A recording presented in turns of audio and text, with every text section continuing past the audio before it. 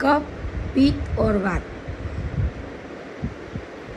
पैदा होते हुए बच्चों को भी होता है और बड़े बुजुर्गों को भी ज़्यादा होता है, क्योंकि बच्चे भी पूरा दिन सोए रहते हैं और माँ का दूध पीते हैं, तो कभी कभी ना वो देर रात तक भी उन लोगों का दूध पीना चला जाता है, तो उससे उन लोगों को यहाँ कफ जमा हो जाता है। और कफ जमा होता है जब दूध कहीं पे आप रख लो, भूल जाओ, तो वो जमा होता है। तो कैसा होता है, तो उसी में से फेफड़े में जमा हुए कफ से पित्त और वात होता है। वैसे ही बड़े बुजुर्गों का होता है। रिटायर्ड होने के बाद पूरा दिन बस पेपर पढ़ना, खाना और सोए रहना। तो ज़्यादातर ये कफ, पित्त और वात ना बच्चों को और बड़े बुजुर्ग को ही होता है।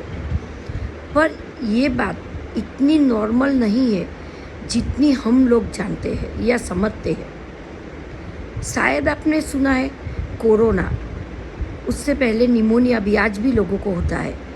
पर आज से 50-70 साल पहले जो होता था लोगों को खेतरों में, गांव में, बाहर बीड़ी पीने से, वो खांसी आती थी तो दम निकल जाता था, सांस चढ़ने का प्रॉब्लम हो जाता था। वो क्या था? वो कोरोना था क्या? नहीं ना। बीमारी से इंसान नहीं मरता है, बीमारी का नाम सुन के इंसान मर जाता है। जो पहले था उसे टीबी कहते थे, जो अभी होता है उसे निमोनिया कहते हैं, और जो होके गुजर के चला गया उसे कोरोना कहते। पर है तो तीनों भाई एक दूसरे के। कोरोना भी वही था, फेफड़े में कफ जमा होना। रिपोर्ट निकलवाते तो बोलते थे ना 80% फेफड़ा फेल है। घबरा दिया लोगों को, कभी कभी तो जिंदा लोगों को ही डाल दिया। अब घर के परिवार को मुंह तक नहीं दिखाया, और घबराहट के मारे अच्छे लोग भी बीमार होकर मरने लगे। फ्रेंड्स, अगर कुछ भी प्रॉब्लम होता है तो बीमारी की जड़ तक जाइए। अपने घर में बड़े बुजुर्ग होते तो उनसे सलाह लीजिए। घर से ही, हमारा घर का किचन ही दवाई है। Okay morning friends, Gujarat Surat से नीता देसाई बोल रही हूँ। और okay life care Ayurvedic food supplement, nutrition और हर्बल, इसमें मैं 3 साल से बिजनेस करती हूँ।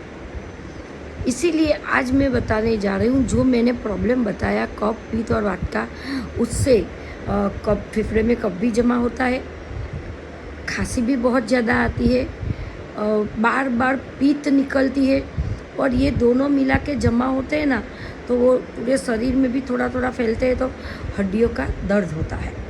और जब हड्डियों का दर्द होता है तो बोलते, वो पुराने वाले बूढ़े लोग बोलते थे कि वाह हो गया है। फ्रेंड्स, ये सब बीमारियाँ ऐसी नहीं है कि कंट्रोल नहीं की जाती, पर लोग इसे इग्नोर करते हैं। कुछ भी अनाप शनाप खा लेना।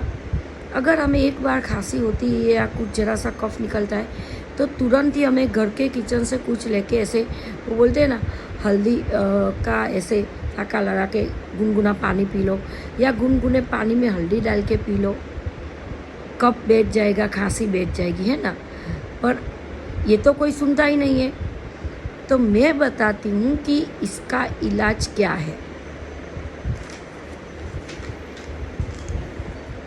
आई बॉडी, ये मेरी बहुत फेवरेट प्रोडक्ट है, क्योंकि मैं इसे रोज़ लेती हूँ, और आप भी इसे रोज़ ले सकते हो, सुबह शाम भूखे पेट।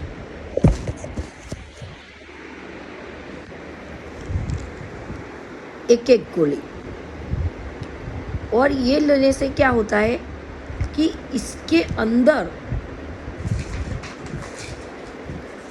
अंदर ऐसी चीज़ें डाली है जो हमारे किचन से ही मिल जाती है, जैसे कि मैंगो स्ट्रिक extract, flaxseed extract, sea buckthorn extract, curcuma longa, ashwagandha extract, cranberry extract, spirulina extract, milk thistle extract, moringa extract, tulsi extract, piperine extract. अब ये सब चीज़ें क्या हुई, हल्दी, अश्वगंधा, वो काली मिर्ची, लौंग, तुलसी।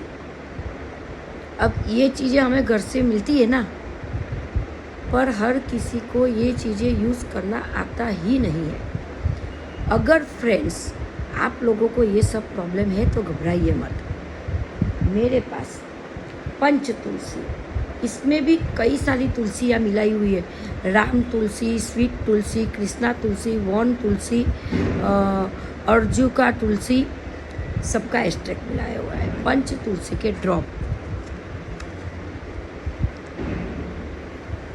अब 25 साल पुरानी एलर्जी थी 2-3 लोगों को।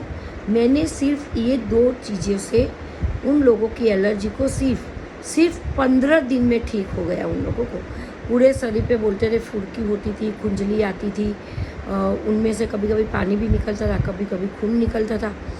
तो ये बहुत ही गुणकारी है। आयुर्वेद में ये राजा है। आई बॉडी हमारा राजा है।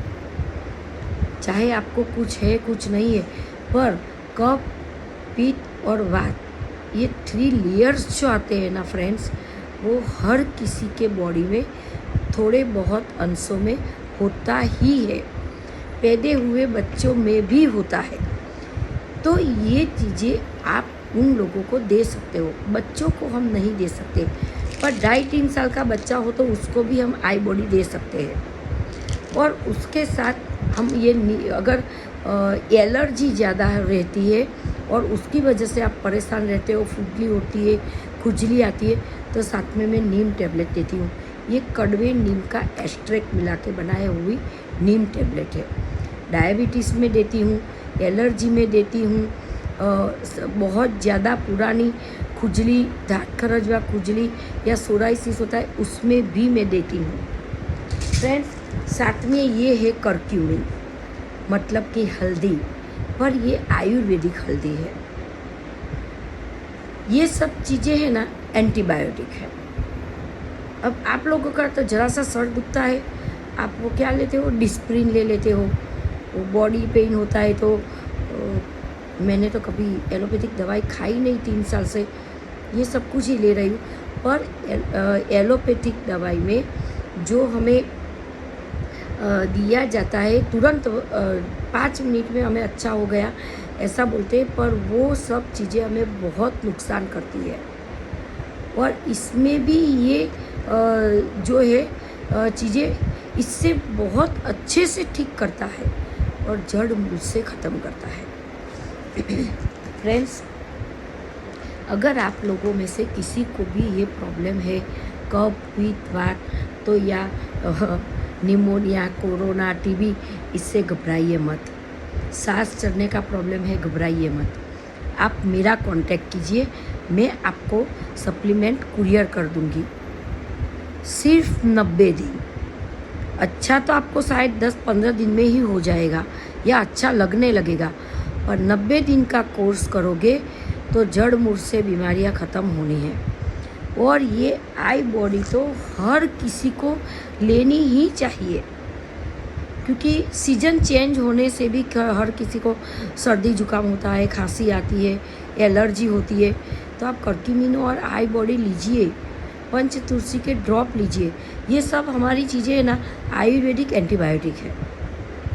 तो एलोपैथिक एंटीबायोटिक से बचिए, जो हमें बहुत साइड इफ़ेक्ट देती है। और हमारी प्रोडक्ट नेचुरल है, जो कोई साइड इफ़ेक्ट नहीं देती, क्योंकि इसमें कोई केमिकल नहीं है। मेरी बात समझ में आ गई ना फ्रेंड्स? अरे भाई, समझ में आती है तो मैं रोज़ इतना आपको बताती हूँ।